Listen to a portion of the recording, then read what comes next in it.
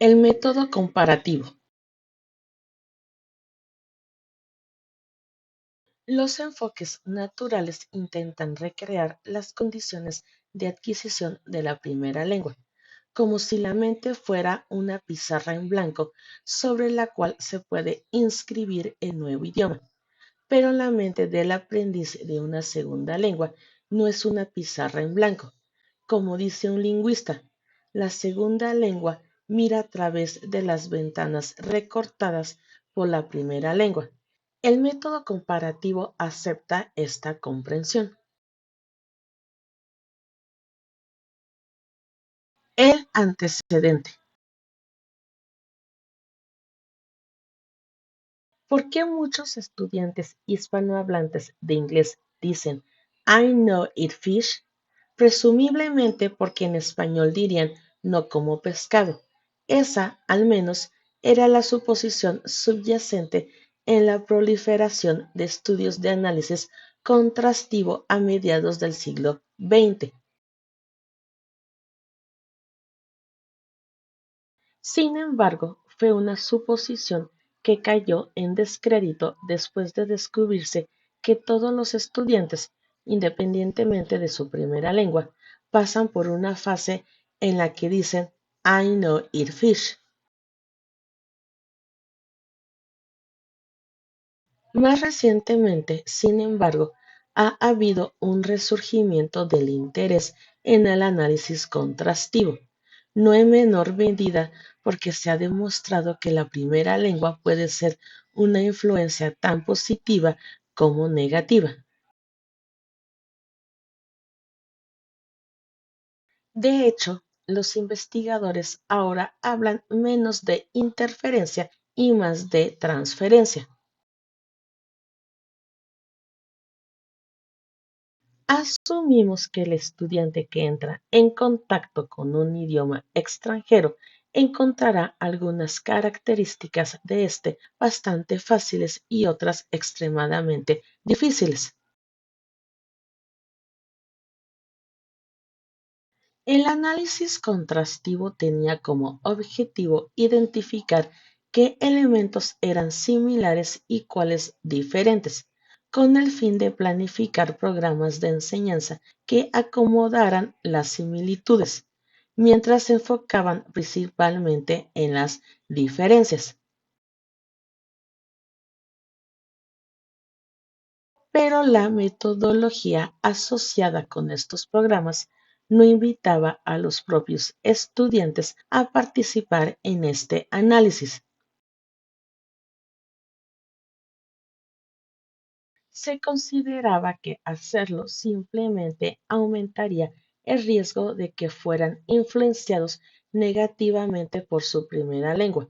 Por lo tanto, era mejor mantener la primera lengua bien alejada. Sin embargo, en otros lugares, las aplicaciones pedagógicas del análisis contrastivo se habían ido transformando silenciosamente en lo que se llamaría el método comparativo o el método de dos idiomas. El ímpetu para este enfoque se originó en lo que se conocía como la Escuela de Praga, un grupo de lingüistas que trabajaban en las décadas de 1920 y 1930, quienes cambiaron el enfoque predominantemente en las estructuras lingüísticas a un enfoque en las funciones comunicativas del lenguaje, allanando así el camino para el tipo de lingüística funcional asociada con Michael Holiday y, por extensión, la enseñanza comunicativa de lenguas.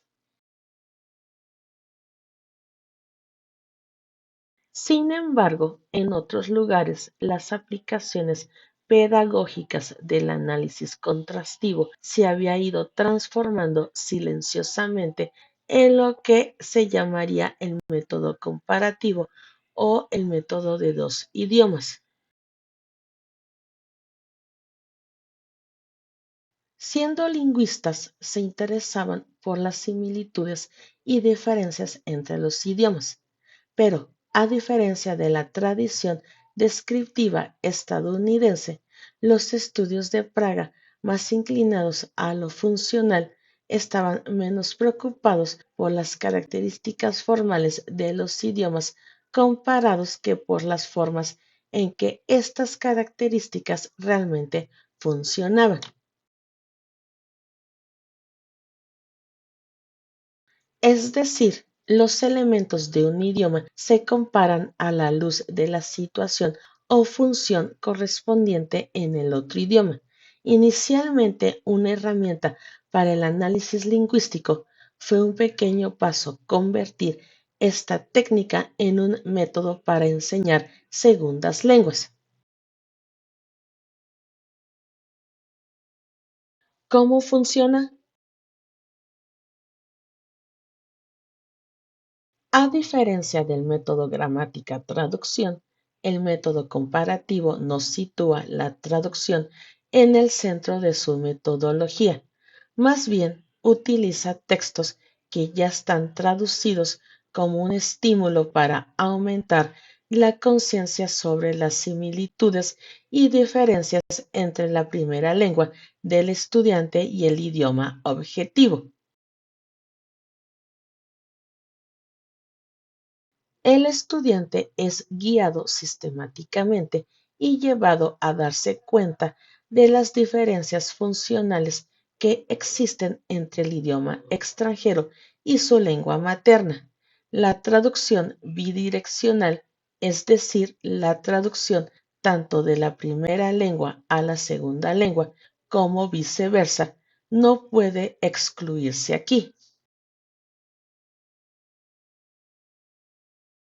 Las actividades incluyen identificar cognados en los dos idiomas, es decir, palabras como taxi que son iguales o similares, escribir textos de identidad bilingües, es decir, textos autobiográficos que mezclan los diferentes idiomas del escritor, y emparejar a los estudiantes del mismo origen lingüístico para que aquellos que son más fluidos puedan ayudar a los que lo son menos.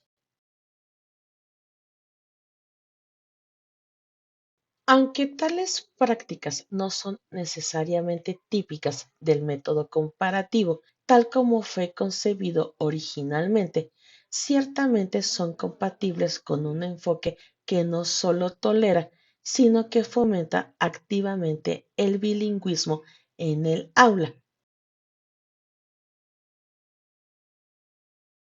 ¿Funciona?